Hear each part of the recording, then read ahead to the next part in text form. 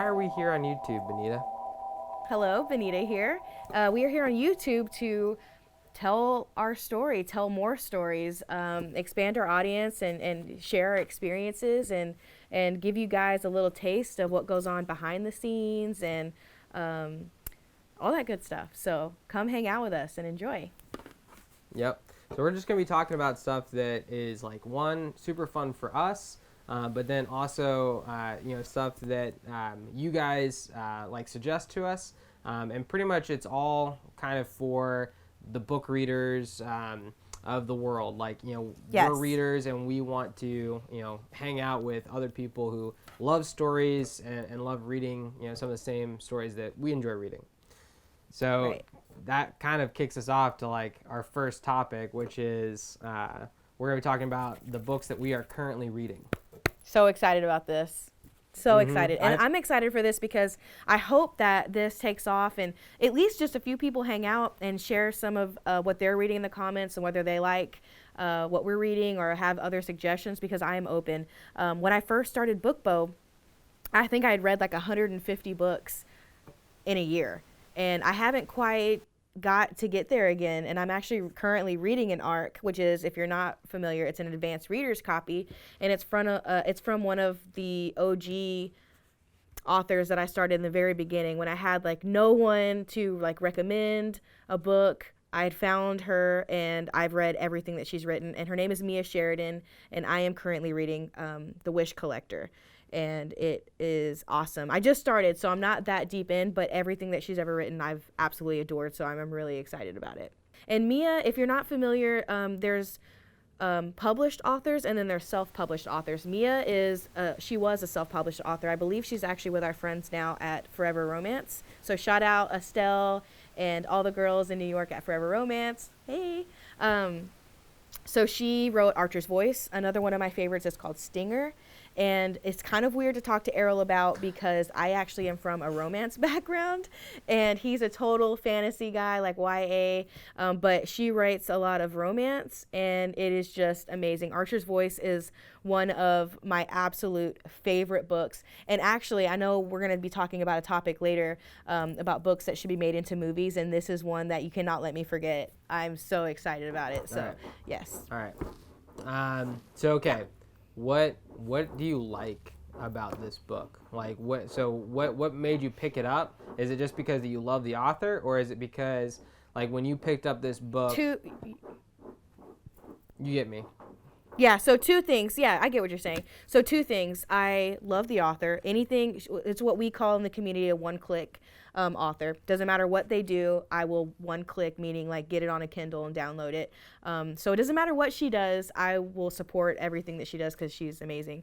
But it was also a little bit more different. It seemed like it was a little bit more like YA, I guess the premise, I don't have it exactly on me or know it by heart, but the premise of the book is it's a dancer who is like, I think she's in ballet and she goes to New Orleans, and she like connects with a guy who like is singing behind some walls of some old ancient place, and she's able to create wishes. I don't know, like now I'm getting overwhelmed, but it just seems so different. Like Archer's Voice was a story about a man who had lost his voice through a tragic accident, and it was just different. This seems way more like kind of fantasy, like mystical, like wishes, and so I was really excited to kind of see what that was about. So is this also a romance book? Yeah. Okay. I wasn't so. sure. I'm gonna be I wasn't really sure 'cause bummed. it actually sounded like, man, that sounds cool. Like I might want to read that. And then you're like, it's romance. I'll keep you posted on it. Oh.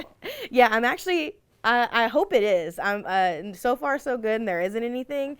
But I like a little romance in there. I think it's fun. I mean, it's just like a standard movie. That's how I try to explain it to, my fiance. It's like, hey, you like action movies. There's always a love interest, and some sex happens every now and then. Sex happens every now and then. We get it on every now bit.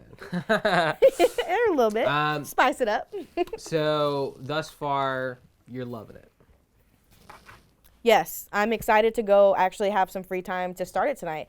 And it's just been fun to like spice it up a little bit and get back to my roots. You know, I'm excited to like wind down for the evening and like have a book to end my day with. So I'm really excited. Awesome. What are you reading? All right. So right now, I'm reading a book by Jocko Willink, who is he's a Navy SEAL or former Navy SEAL, and him and one of his one of the guys that he was doing missions with. His name is actually, let me pull it up so I don't butcher this. Leif Babin. So the book is The Dichotomy of Leadership, and these guys wrote another book that like got really popular, and that was what first introduced me to these guys. The book was called Extreme Ownership. And so so like typically the types of books I'm reading are, I love YA, I love sci-fi, fantasy, and I self-help. also love self-help. Like I love anything where it's like Yes. leadership, skills. I like stuff about business. So like this is one of those where it's a little bit more leadership oriented. And the thing that I love about their approach is that most business guys talk about stuff in a very like weird self-help way. And it feels like, I don't know, it doesn't feel like it is really speaking to me. It feels like it's trying to sell me, you know?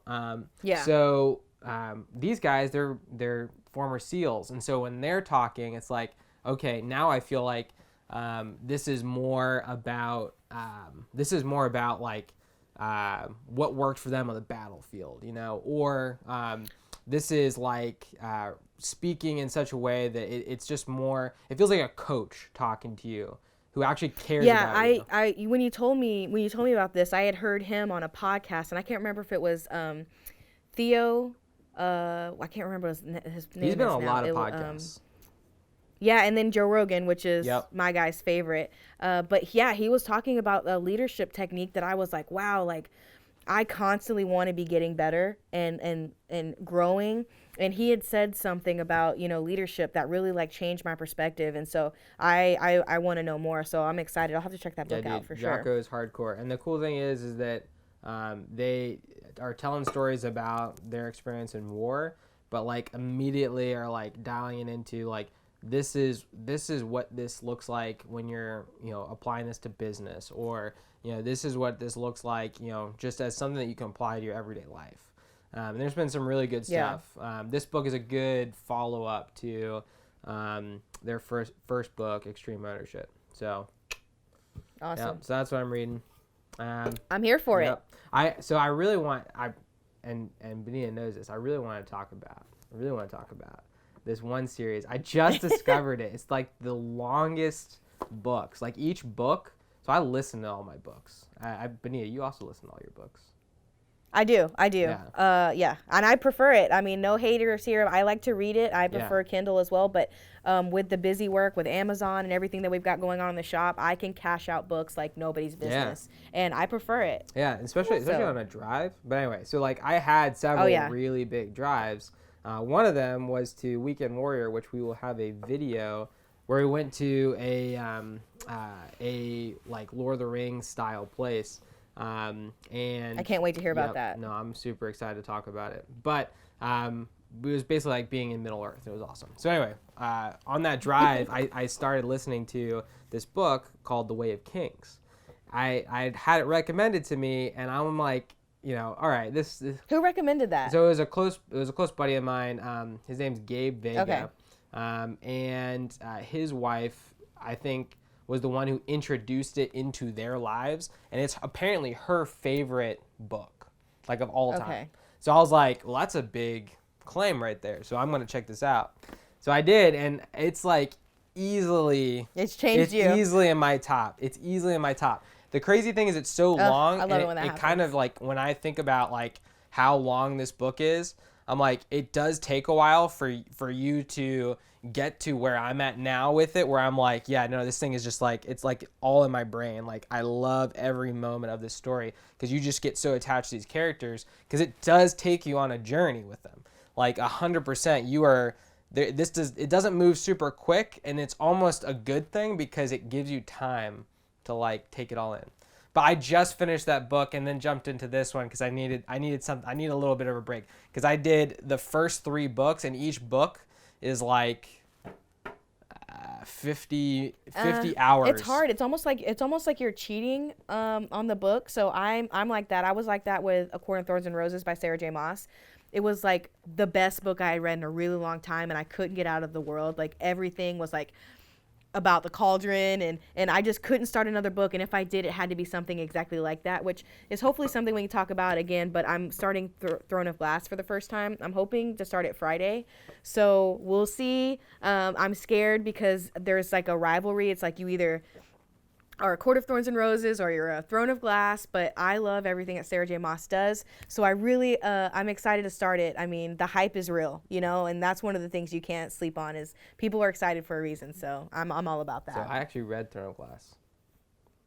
Did you? The whole series? No, I just read the first one, and okay. You almost got all the kudo points here, Errol. I stopped. You almost became kudo queen. I stopped at the first one, and Sheila, my wife, was like, you need to keep going. Like the second one, significantly Well, hey, better. maybe we can buddy read this one, dude. Let me read the first one, and then maybe we can come back and talk. Like, because Kingdom of Ash just finished. Yep. Let's do that. Maybe we'll do that. That's what's happening. That's what's happening. Well, anyway, that is what we're currently reading, and we're super excited to just make videos here and talk to you guys and make this a dialogue. What are you guys reading? Leave that in the comments for us. Yes.